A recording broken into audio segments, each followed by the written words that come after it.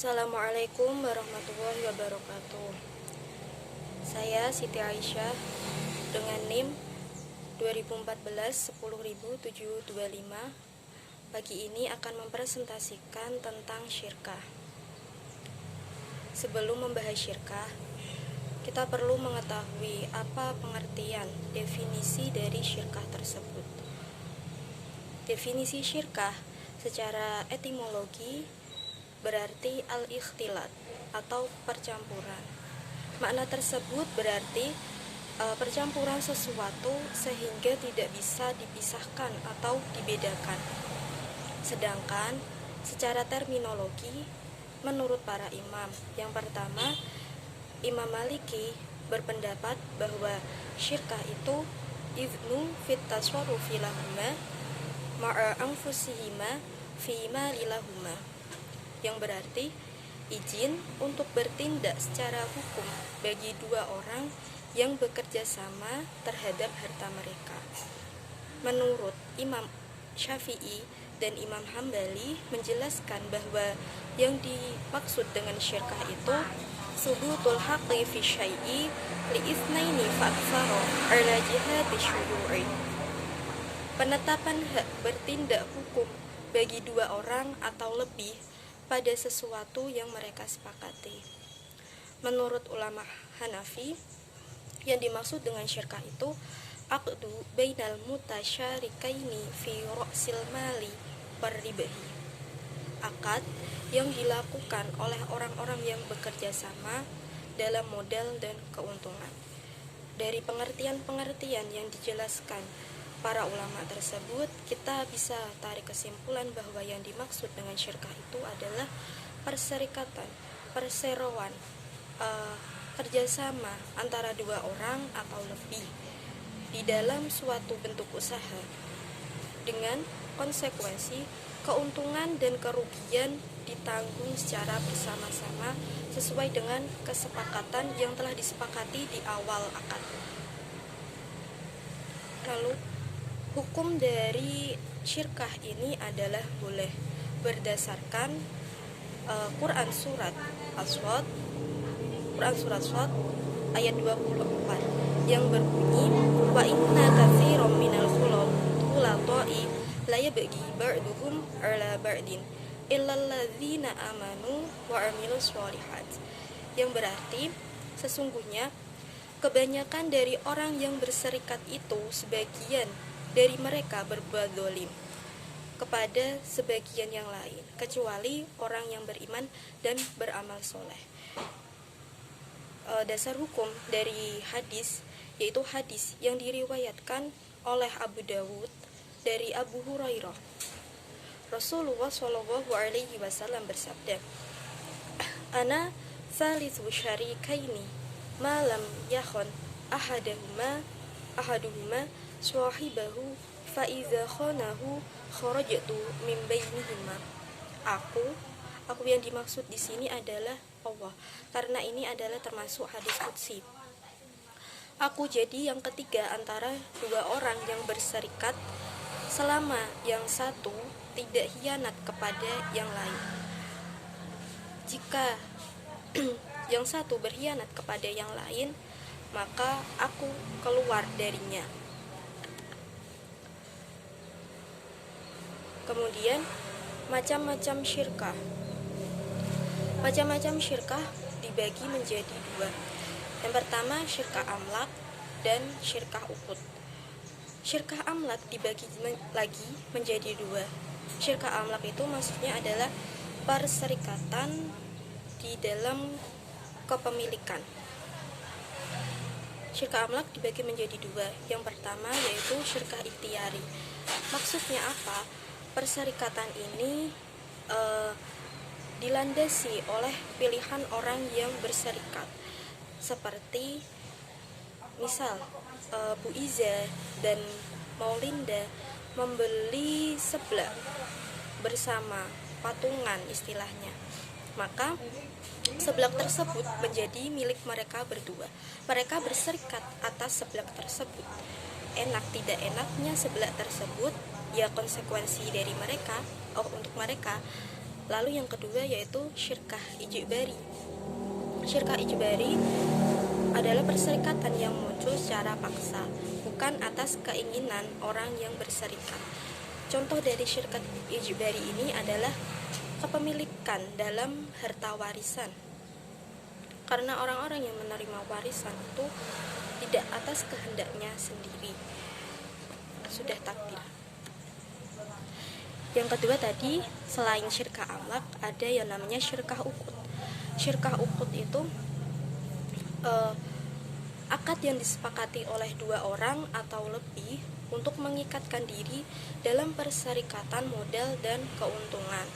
Syirkah ukut ini ada 5. Yang pertama yaitu syirkah inan. Syirkah inan itu perserikatan di dalam modal atau harta antara dua orang atau lebih yang tidak harus sama jumlahnya. Jadi keuntungan dan kerugian itu didasarkan pada persentase seberapa banyak mereka memberikan modal. Dan jumhur ulama bersepakat bahwa syirkah inan ini hukumnya boleh. Yang kedua yaitu syirkah mufawadoh. Syirkah mufawadoh itu perserikatan antara dua orang atau lebih. Modalnya itu harus sama, tanggung jawab mereka harus sama, pekerjaan mereka harus sama, keuntungan dan kerugian mereka itu juga harus sama, tidak boleh berbeda. Jika berbeda maka tidak sah. Menurut Imam Syafi'i dan Imam Hambali, syirkah mufawadoh ini tidak diperbolehkan karena sulit untuk menentukan prinsip kesamaan modal, kerja, dan keuntungan. Namun menurut Imam Hanafi dan Imam Zaidiyah, syirkah mufawadoh ini diperbolehkan.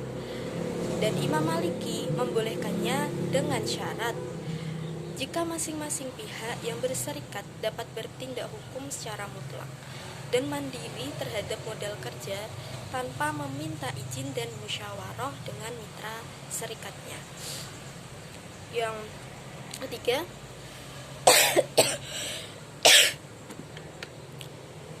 yaitu syirkah abdan atau amal, perserikatan yang dilakukan oleh dua pihak atau lebih di dalam sebuah pekerjaan.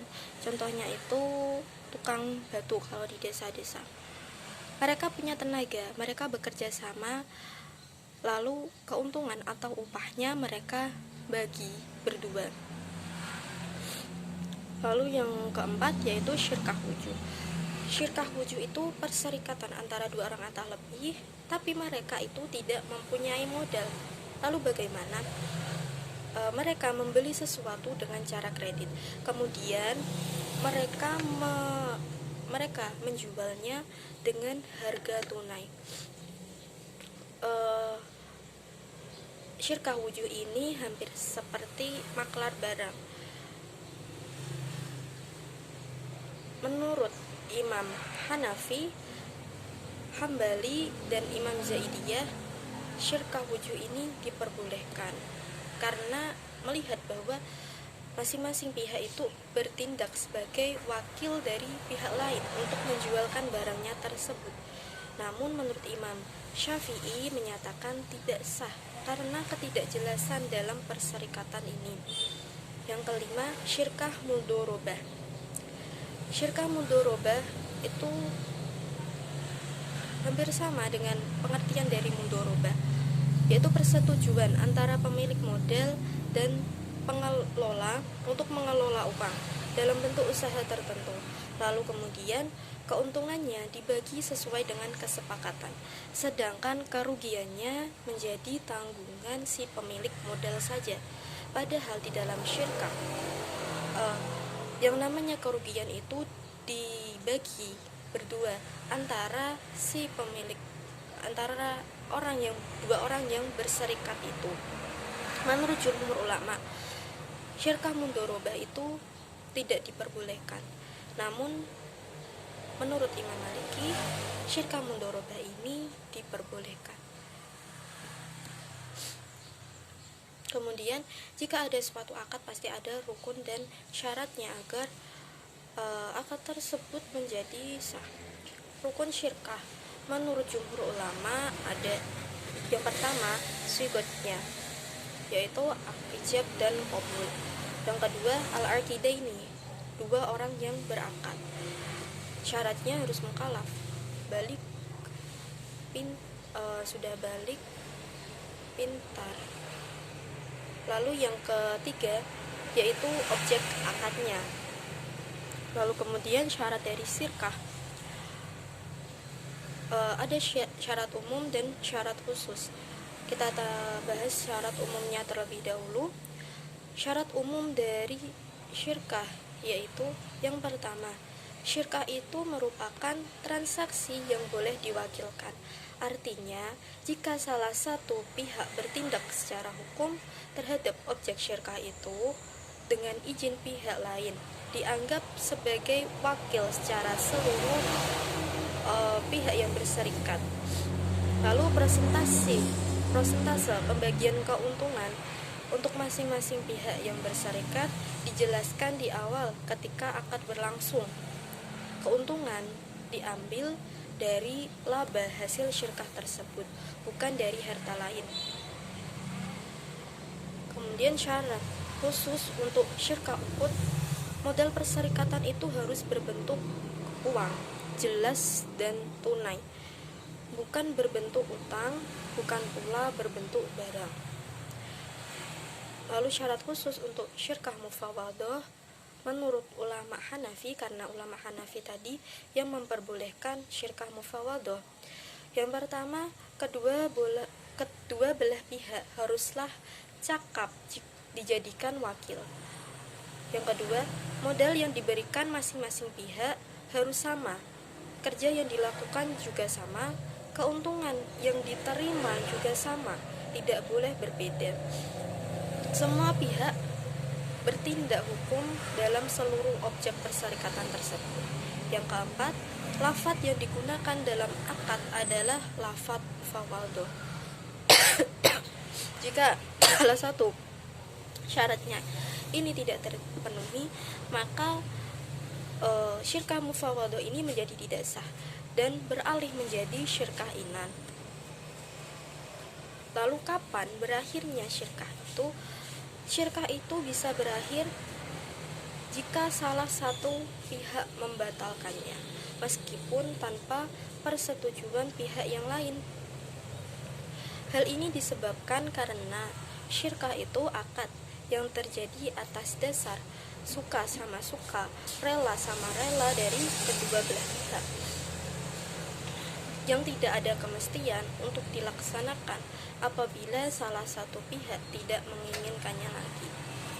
Yang kedua, salah satu pihak kehilangan kecakapan untuk bertasarruf, untuk membelanjakan hartanya, seperti salah satu pihak tiba-tiba gila, maka gugurlah syirkahnya tadi, maka berakhirlah syirkah tadi. Yang ketiga, salah satu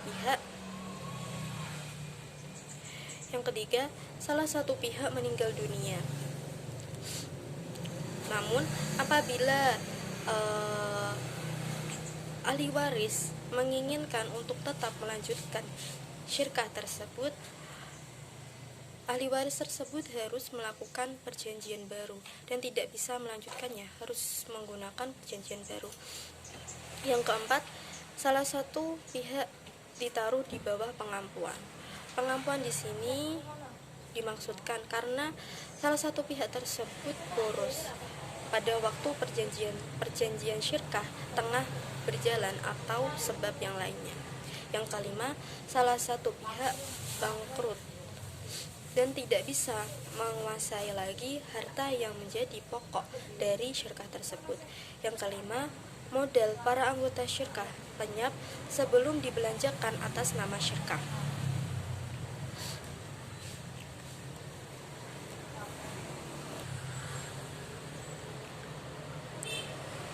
Implementasi syirkah di dalam lembaga keuangan syariah.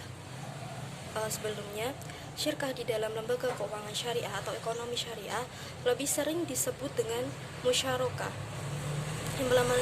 Implementasinya bisa kita temukan, saya contohkan, ketika ada nasabah, sebut saja namanya Ahmad.